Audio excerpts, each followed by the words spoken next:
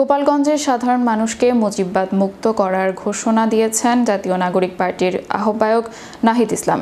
বৃহস্পতিবার ফরিদপুরে পদযাত্রা শেষে জনতা ব্যাংক মোড়ে অনুষ্ঠিত পথসভায় তিনি এ কথা বলেন। নাহিদ ইসলাম বলেন, অনেকে কালই গোপালগঞ্জ যেতে চেয়েছিলেন, খুব শীঘ্রই আমরা সেখানে যাচ্ছি। গোপালগঞ্জের সাধারণ মানুষকে মুজিববাদ থেকে মুক্ত করব, তবে সরকারকে সতর্ক করে দিতে চাই সাধারণ মানুষকে যেন হেনস্থা করা না হয়।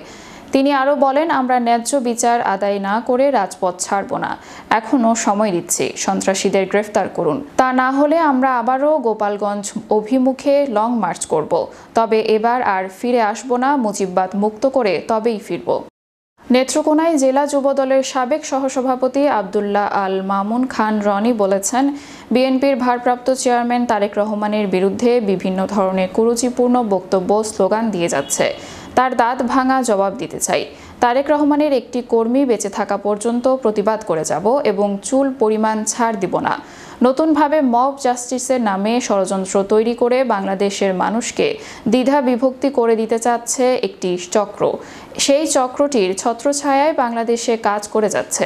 বিগত স্বৈরাচার শেখ হাসিনার দালালরা চাচ্ছে দেশে ঘোলা পরিবেশ সৃষ্টি করে আবার যেন শেখ হাসিনাকে পুনর্বাসন করতে পারে।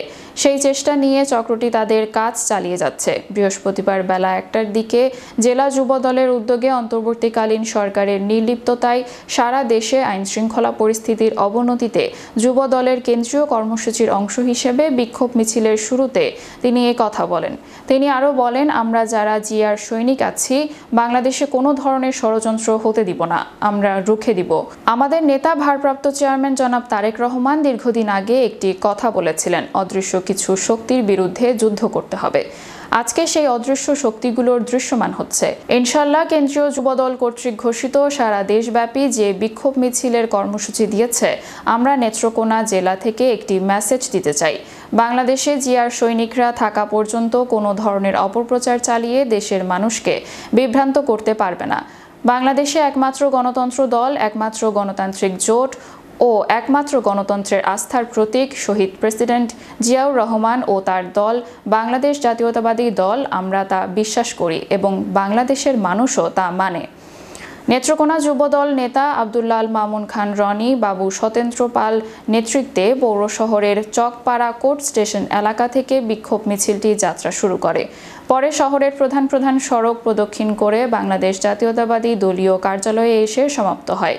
এর আগে বিভিন্ন এলাকা থেকে খণ্ড খণ্ড মিছিল নিয়ে চকপাড়া কোর্ট স্টেশন এলাকায় জড়ো হতে দেখা যায়। হাজারের বেশি মানুষের বিক্ষোভ মিছিলটি জনসমুদ্রের রূপ নেয়।